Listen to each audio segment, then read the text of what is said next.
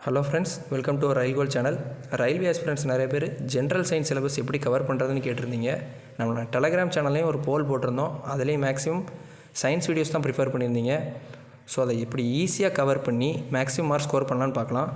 Tamil medium and English medium ஆஸ்பிரண்ட்ஸ்க்கும் செப்பரேட்டாக கொண்டு வந்திருக்கேன். வாங்க வீடியோக்குள்ளே போகலாம். ஃபஸ்ட்டு NTPCயில் CBT 1ல் 40 ஜென்ரல் அவேர்னஸ் கொஸ்டின்ஸ் இருக்கும். அதில் சயின்ஸு சப்ஜெக்ட் வைஸ் எவ்வளோ கொஸ்டின்ஸ் லாஸ்ட் டைம் கேட்டிருந்தாங்கன்னு பார்ப்போம்.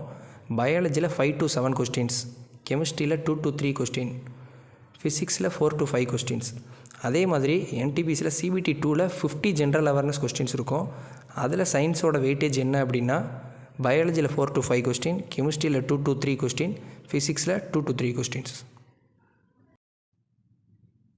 அடுத்து குரூப் டி பார்த்திங்கன்னா சயின்ஸ் ஒரு மேஜர் ரோல் ப்ளே பண்ணும். சயின்ஸ் மட்டுமே 25 கொஸ்டின்ஸ் வரும். அதோட வெயிட்டேஜ் பார்த்திங்கன்னா biology 6 to 7 question, chemistry 7 to 8 question, physics 8 to 9 questions. Group D மட்டுமே ப்ரிப்பேர் பண்ணுறவங்களா இருந்தால் சயின்ஸ் அதிகமாக ஃபோக்கஸ் பண்ணுங்கள். ஃபஸ்ட்டு தமிழ் மீடியம் ஆஸ்பிரண்ட்ஸ்க்கு சயின்ஸை கவர் பண்ணுறதுக்கு ஒரு 3 மெத்தடாலஜி இருக்குது. அதில் மொதல் வழி NCERT 6th to 10th தமிழில் PDF நம்ம டெலகிராம் சேனலில் போட்டதை நோட்ஸ் எடுங்க.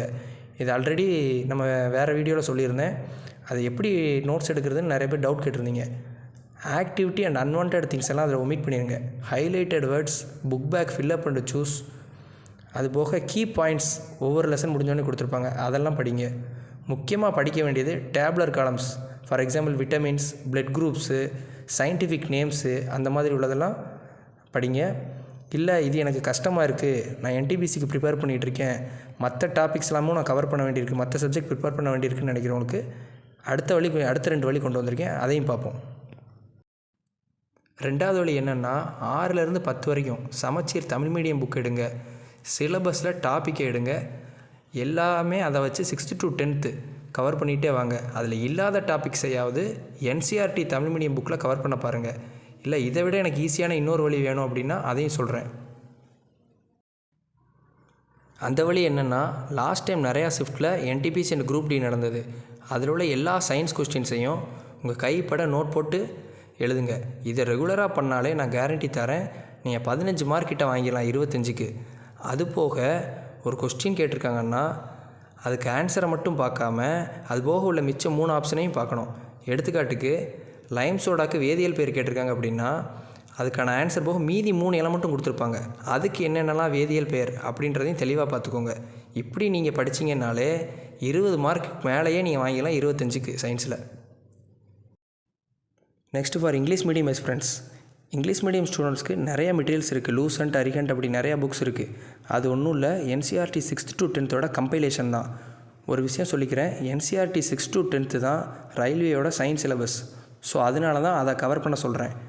தமிழ் மீடியம் ஆஸ்பிரண்ட்ஸ்க்கு சொன்னதான் இங்கேயும் சொல்கிறேன். 6th to 10th நீங்கள் நோட்ஸ் எடுக்கிறப்ப ஆக்டிவிட்டி அண்ட் அன்வான்ட் திங்ஸ் எல்லாம் இங்கே ஒமிட் பண்ணிடுங்க.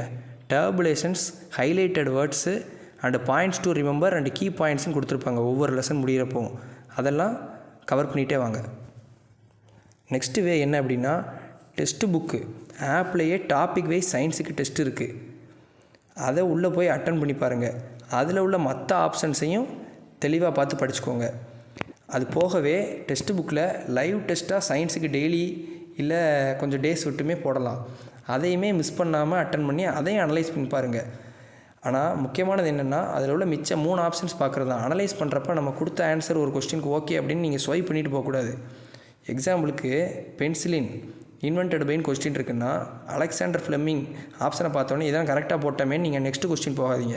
மிச்சம் 3 ஆப்ஷன் யார் நேம் கொடுத்துருக்காங்க, அவங்க என்னெல்லாம் கண்டுபிடிச்சிருக்காங்கன்னு கீழேயே கீ பாயிண்ட்ஸ் கொடுத்துருப்பாங்க. அதையும் ரெஃபர் பண்ணி படிங்க.